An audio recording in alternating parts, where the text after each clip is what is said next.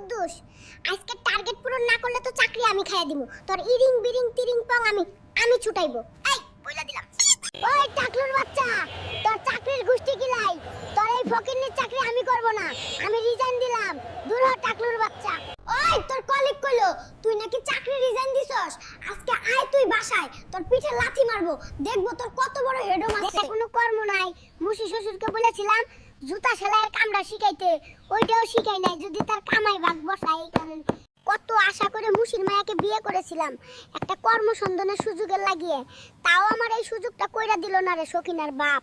এই অকর্ম ঠেকি, এত সুজানা রে মুশির কাম, এই কামের লাগেও মাথা লাগে। আর তোর মাথায় তো শুধু এক গাদা গোবর, তাছাড়া আর কিছুই নাই। আমার মাথায় কিছুই নাই, তাহলে আমার সাথে সংসার করতেছিস কে? তোর কোনো নাং আছে, তার সাথে যাই সংসার কর, তাহলে আমি বাঁচি।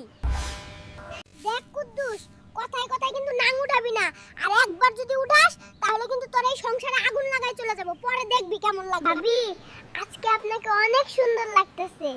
এই যে ভাই, আপনি প্রতিদিনই বলেন আপনি কিন্তু অনেক দুষ্টু। ভাবি, সত্য কথা দিনের মধ্যে 14 বার বলা যায়, আপনার রূপের তুলনা হয় না। কি যে বলেন না ভাই, আমার শরম লাগে। কি না, তোর বাপরে কালকে বলবি আমার একটা আইফোন আর একটা হোন্ডা কিপে দিতে, না দিলে তোর কপালে শনি আছে, বুঝলি কি না?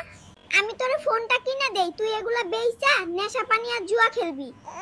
আমার বাপ তোরে অনেক দিছে, সব শেষ করে ফেলছিস। গোলামের পুত, তোর কপালে শনি আছে। আমার গুন্ডা ভাই কালকে আইতাছে, তোর আইফোন আর হোন্ডা ফিশন দিয়া বইরা দেবে। দুলা ভাই, আপনার নাকি হোন্ডা আর নতুন ফোন লাগবে। আপা কল দিয়া কইলো কালকে বাসায় রেডি থাকেন, আমি আইতাছি গুন্ডা নিয়া। আরে শালা বাবু, আমি ফোন হোন্ডাতে কি করব? আমার তো অনেক আছে। দাদা, শীত তো আয়া পড়ছে। তুমি কথা দিছিলে শীত আইলে আমারে বিয়া করাই দিবা, কিন্তু তোমার তো কোনো খোঁজ খবর নাই। আর কয়টা দিন অপেক্ষা করেন, সামনের শীতেই বিয়ে করাই দেবো। এবার শীতটাকে খেতা, কম্বল আর কোল বালিশ দিয়ে কাটাই দেবা। গোলামের পুত্র, পাশের বাসার ভাবি দেখলেই তোর মাথা আউলিয়ে যায়। তোর এই স্বভাব পরিবর্তন করলি না? মুখ দিয়ে মিষ্টি মিষ্টি কথা বের হয়। গোলামের পুত, আমার সাথে তো একদিনও মিষ্টি মিষ্টি কথা বলিস না, শুধু ভাবির সাথেই মিষ্টি মিষ্টি কথা বলিস। তুই মুখটারে এমনি গুমরা করে রাখাস, কিছু বললে চাঁদ করে উঠিস, আবার আইছে তোর সাথে মিষ্টি করে কথা বলতে। কি শখরে বাবা। শালার গোলামের পুত, তুই কি বললি? আমি মুখ গোমরা করে রাখি, দাঁড়া, তোরে মজা দেখাচ্ছি।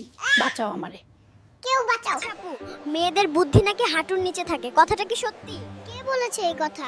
এতদিন দেশ চালাইলো কে? বুদ্ধি না থাকলে পারতো? তাহলে আপনাকে একটি প্রশ্ন করি, একটা বট গাছের নিচে একটা অন্ধ আর একটা বোবা লোক দাঁড়িয়ে আছে, কে আগে আমটি পাবে? কে? বোবা লোকটি আম পাবে, কারণ অন্ধ লোক তো চোখে দেখে না। ম্যাডাম, বট গাছে কি কখনো আম ধরে?